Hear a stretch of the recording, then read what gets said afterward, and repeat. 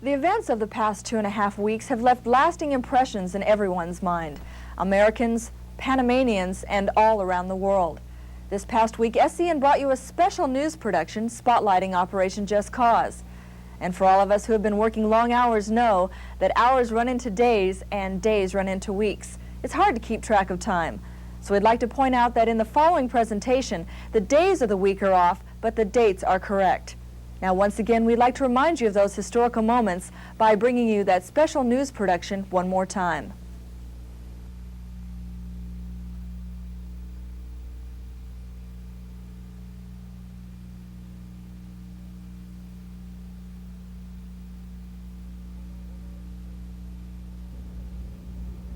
For a large portion of the Southern Command community, the U.S. attack on the Panamanian Defense Forces and Noriega began here, in this studio, sometime around 12:30 the morning of December 20th.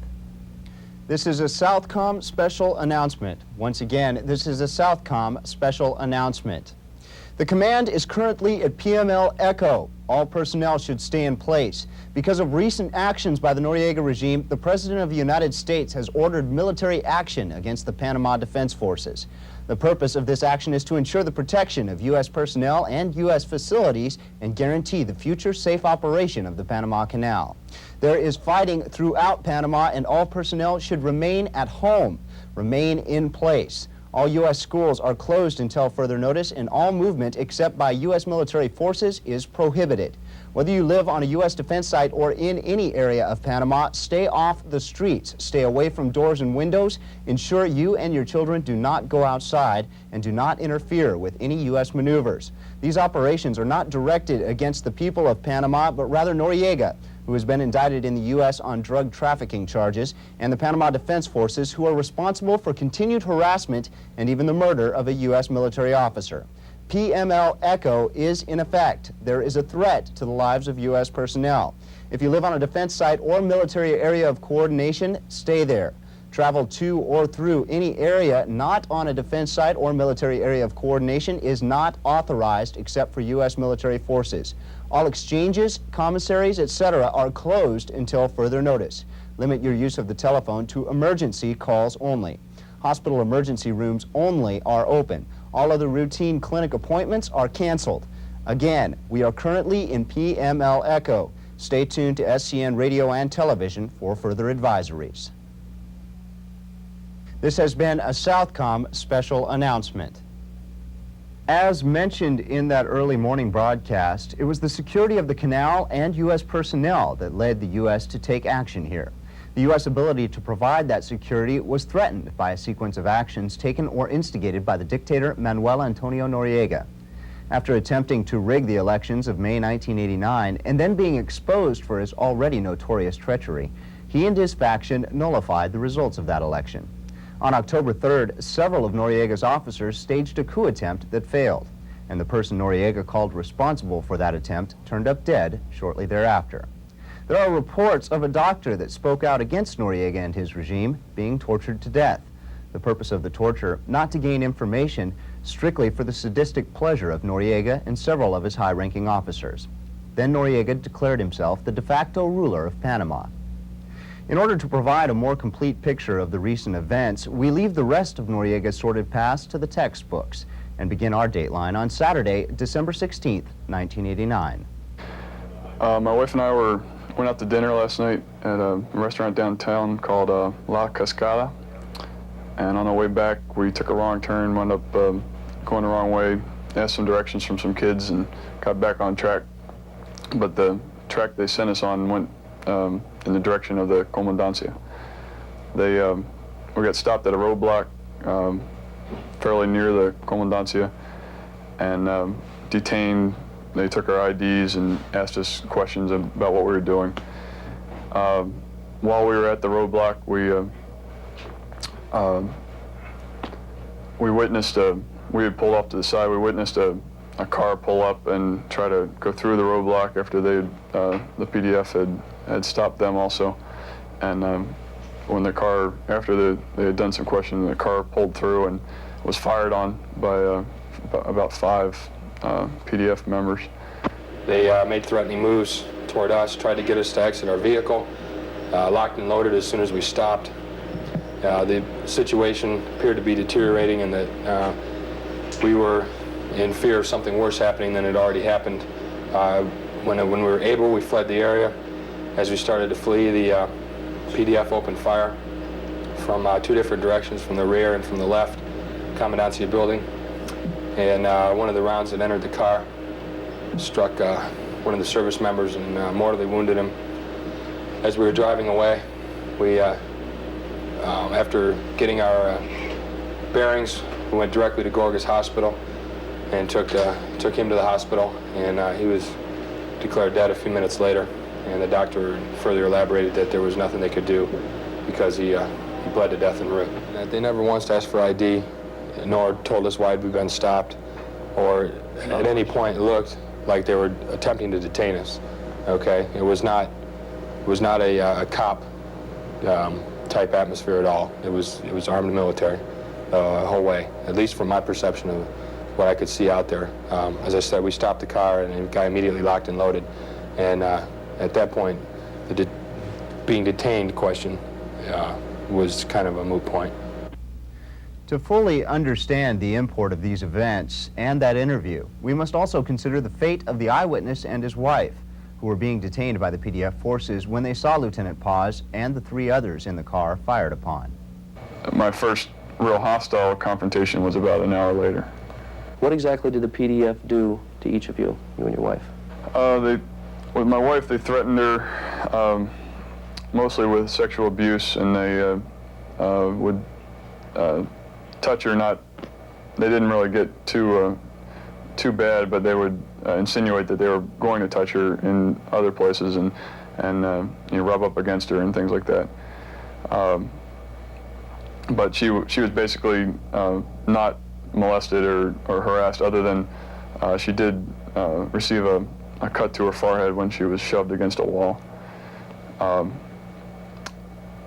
For myself, they did a number of things. They kicked me in the groin probably 15 to 20 times, hit me in the stomach a number of times, and hit me in the across the side of the head a few times, beat on my feet with a hammer and my head with a hammer, and did this number on the ears repeatedly until they were bruised. What threats did they make against you? They threatened repeatedly to ask me if I wanted to die. They threatened to kill me, and that was basically it. Or they didn't really threaten on beating. They just did it. They weren't talking about it too much. They had us blindfolded so you could never tell when the next blow was coming. From the White House, the initial reaction was one of words, deploring the actions of the PDF and attributing the ultimate responsibility to Noriega. From here, some said a battle of words was all that would come of it, but it became evident late Monday evening, the 19th of December, that Capitol Hill was not sitting on its hands.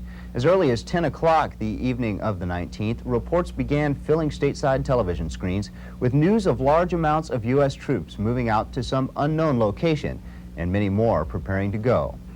By the time the last of the first wave of the U.S. forces arrived, the Christmas season in Panama already more closely resembled the 4th of July.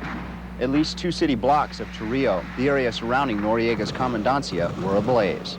In other areas of Panama, PDF facilities were either under fire or had already fallen. The fighting and flames would continue well into the daylight hours. Fellow citizens, last night I ordered U.S. military forces to Panama. No president takes such action lightly. This morning, I want to tell you what I did and why I did it. For nearly 2 years, the United States, the nations of Latin America and the Caribbean have worked together to resolve the crisis in Panama. The goals of the United States have been to safeguard the lives of Americans, to defend democracy in Panama, to combat drug trafficking, and to protect the integrity of the Panama Canal Treaty. Many attempts have been made to resolve this crisis through diplomacy and negotiations. All were rejected by the dictator of Panama, General Manuel Noriega, an indicted drug trafficker. Last Friday, Noriega declared his military dictatorship to be in a state of war with the United States and publicly threatened the lives of Americans in Panama. The very next day, forces under his command shot and killed an unarmed American serviceman, wounded another, arrested and brutally beat a third American serviceman, and then brutally interrogated his wife, threatening her with sexual abuse. That was enough. General Noriega's reckless threats and attacks upon Americans in Panama created an imminent danger to the 35,000 American citizens in Panama. As president, I have no higher obligation than to safeguard the lives of American citizens. And that is why I directed our armed forces to protect the lives of American citizens in Panama and to bring General Noriega to justice in the United States. By Wednesday morning, the 22nd of December, the major portion of the fighting seemed to be over. The press pool had been well established at the media center on Quarry Heights, and the military was providing transportation into the streets of Panama for the journalists. Although all seemed well, that was not entirely the case. In the early afternoon, a mortar round shook the press at Quarry Heights, even though the actual target was nearly a mile away. Automatic weapons fire from the pro-Noriega forces and occasional mortar rounds at the transportation depot at the foot of the hill, just down from the U.S. military command headquarters there. You can hear aircraft overhead, but as has been pointed out before, there's always some reluctance to call in air strikes, partly because there is a fairly populated area right around this place.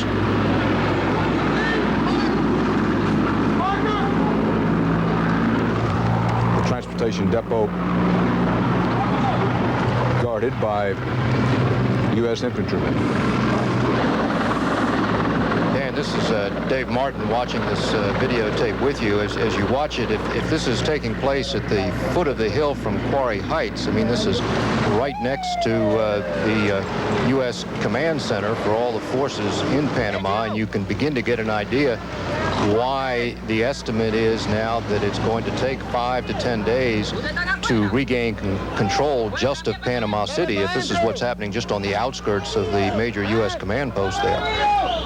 Aside from a few other isolated incidents of sniper fire and relatively peaceful takeovers of PDF and Noriega outposts, the fighting was over by Wednesday evening. However, one major objective of the U.S. government remained unattained. Where was Noriega? Each day, as U.S. forces pursued Noriega through his flight, more evidence was uncovered revealing the nature of the man. I personally found, I won't say who it's from, but I'll just say it was from I can't remember the official title, but it's one of his consulate chiefs from one of his Panamanian embassies in another country that sent him in an official envelope stamped confidential on it, and it had the seal and everything, and all it was inside was hardcore pornography. That's all it was. And a letter saying, enjoy the good times, and with all the seditious ones, give them the stick. That was written in Spanish. His excesses ran the gamut, from lavish living to sexual perversion. It's reported that during his flight, rather than calling his wife, he called one of his allegedly numerous mistresses. Large amounts of cash were discovered in each of his hideaways, including his quarters in the PDF barracks at Fort Amador, his small but pleasant house atop Flamenco Island, and his incredibly extravagant house in the country. His tendencies ranged from the perverse to the bizarre. A house on the causeway of Fort Amador where Noriega employed Brazilian witches to protect him through strange rituals and apparent offerings to unknown gods. Also found in that house a bucket of blood and a refrigerator allegedly full of entrails. That refrigerator was also the reported location of a large quantity of cocaine, either for Noriega's personal use or for sale. At Flamenco Island, a training ground for his elite forces, the UESAT or USAT, was found an incredible cache of alcohol and weapons, two factors common to every location Noriega frequented. The latter of those factors, weapons, seemed to be of particular interest to Noriega and his forces. To date, 3 to 4 times the amount of weapons recovered from the Grenada invasion have been found here in PDF installations. That equates to nearly 76,000 weapons. In addition to that, there's the Weapons for Cash program, which offers civilians money for turning in weapons they've recovered or found in the streets. That may not sound like it has much of an impact, but to date, the U.S. forces have recovered 4,865 weapons at a cost of nearly $500,000. Why Noriega was stockpiling such an enormous cache of weapons, far more than his forces could have conceivably used in a conflict, is as yet unknown. It wasn't until late Saturday afternoon, the day of Christmas Eve, that reports began flooding in as to Noriega's whereabouts. Unconfirmed reports that he had stumbled alone into the papal nuncio. A few minutes ago, we received a report that Mr. Noriega had presented himself at the papal nunciariate and turned himself in for political asylum. Now you know all I know. The United States Secretary of Defense Dick Cheney visited Panama, arriving Christmas Eve and staying through Christmas Day. At a press conference in the early afternoon of Christmas Day, Secretary Cheney gave his views on the political standoff Noriega had created. Well, we had our hands full in carrying out our basic mission to neutralize the PDF, to safeguard American lives, and to wrap up the operation as quickly as possible and in order to avoid casualties to the maximum extent possible. You could not come in and surround literally every embassy in Panama in the hopes that you would head off Mr. Noriega. He is obviously wanted on criminal charges. He's a drug smuggler, an indicted drug smuggler at this point, or drug trafficker. It's clear that his current posture, having taken sanctuary, is not an act, a political act, if you will. In my opinion, he's a common criminal. Whether or not, how that's all going to ultimately get resolved, I simply don't know. My responsibilities lie with the United States Defense Department and our military forces, and when you get into this area, you're dealing with complicated legal and diplomatic questions that have to be handled through a different channel. The political standoff remains intact. While the people of Panama want Noriega brought to justice, he continues to cower behind the sanctity of the Vatican Embassy. U.S. troops stand guard. We find ourselves in the aftermath. With the policing force in Panama removed, looting ran rampant in the streets. U.S. forces were helpless to stop it, short of killing all the looters. The scale of the crime was simply too large, and the U.S. forces were still subject to sniper fire, as well as having their mission of urban clearing to accomplish. While U.S. forces are busy keeping the peace, the new government of Panama is wasting no time creating a new policing and defense force. Former members of the PDF that have no outstanding negative history and are willing to pledge their allegiance to the new government of Panama continue to be processed and sworn into the new Panama Security Force, which is already participating in joint patrols with the United States forces. We've seen the steps taken so far with President Endara's new government. One objective has been to try to get the Panamanians to take over the patrolling and security of their country. One way this has been implemented is by setting up the new Panamanian Security Force. Captain Connolly, Bravo Company Commander for the 5th of the 87th, explains the purpose of the joint patrols that began this past week. Joint patrols, what we're trying to do is get the trust and faith and the confidence of the Panamanian people in the sections back to the hands of Panama. These are people that are loyal to the country. They have been deemed to be faithful to the country. So we got them back out with us, going through, talking to the people, introducing themselves, and looking for looters and common thieves that need to be arrested. Squads are sent out in groups of usually 4 or 5, with a minimum of 2 Panamanians in each squad. Captain Connolly added that the citizens have been very cooperative in dealing with the military, which has made Bravo Company's job much easier. Physical searches of buildings have not been necessary because the people have been so willing to provide information on secret arms storage facilities, hiding places of snipers, and locations of common thieves.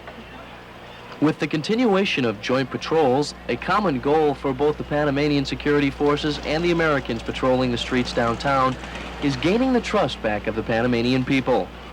For SCN News, I'm Air Force Sergeant Colin Graham. At the time of this report, Panama is a relatively stable country at the birth of a new government. A government duly elected. A government that will soon take over the operation of its own canal. a government and a people supported by the money that belongs to them and was returned to them after being held in safekeeping for them by the United States. A government that was given the ability to assume its rightful place through the recent actions of U.S. forces. The Panamanian people in the streets are glad for the new opportunity they've been given. Well, I feel pretty good because it helped Panama's situation. And a lot of Panamanians feel very, not bad, they feel good about it, you know. And American is, you know, helping out a lot of poor people in Panama, so they're glad about it. That's all I gotta say. You don't know me, but I'm your brother. I was raised in living hell. You don't know my kind anymore. But very soon the time will tell. You telling me the things you're gonna do for me. I ain't blind, I don't like what I think I see. Taking it to the street. No more need for running. No more need for hiding. Take this message to El comunismo lo que da es hambre y miseria. Hambre y miseria, nada más. I said that the communism only leaves misery and everything that is bad. I mean, he said that communism. He said that communism doesn't represent anything good for humanity, just misery. What do you think of the U.S. coming into Panama? We should have done it long time. Way too long. Excellent. But I think that the American came 20 years late because they have to come 20 years before Torrijos. I'm very happy. I was expecting this. I'm glad that they are here, and I hope they come here to stay here for a long time.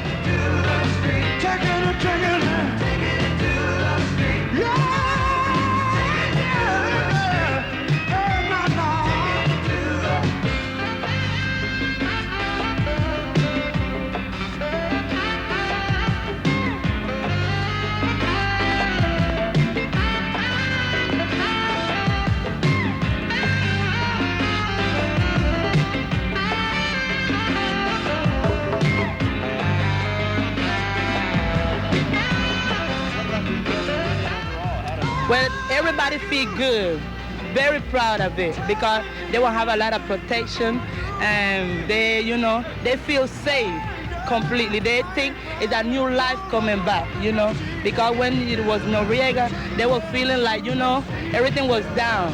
Now they feel a new life is coming up, you know, a lot of jobs, a lot of money, free life. We don't want to work, it's just because they don't want to. They feel like now the U.S. coming in Panama, they feel there's a lot of freedom in Panama, so that's it.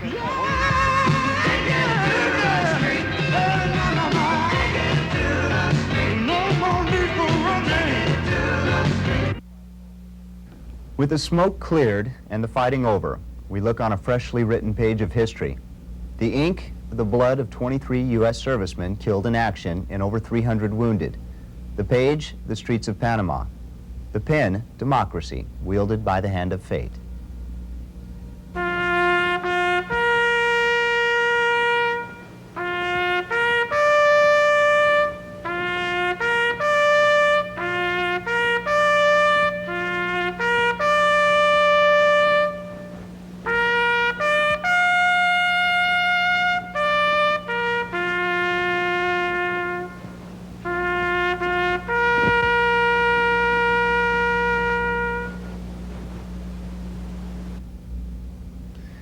When the United States leaves Panama to itself in the year 2000, it can do so with the knowledge that it has lived up to the letter and spirit of the Panama Canal Treaty, as well as those of the United States Constitution.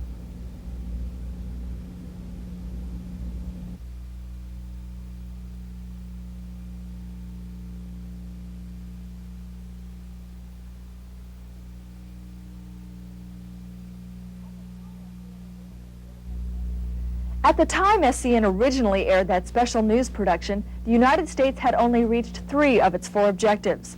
Manuel Antonio Noriega was still tucked away inside the papal nuncio. Then Wednesday night, January 3rd, 1990, at 8:48 p.m., the 4th objective was finally met. Manuel Noriega walked out of the Vatican embassy and surrendered to U.S. officials. He was hurled away in a Black Hawk helicopter en route to Howard Air Force Base, and drug agents arrested him on the spot.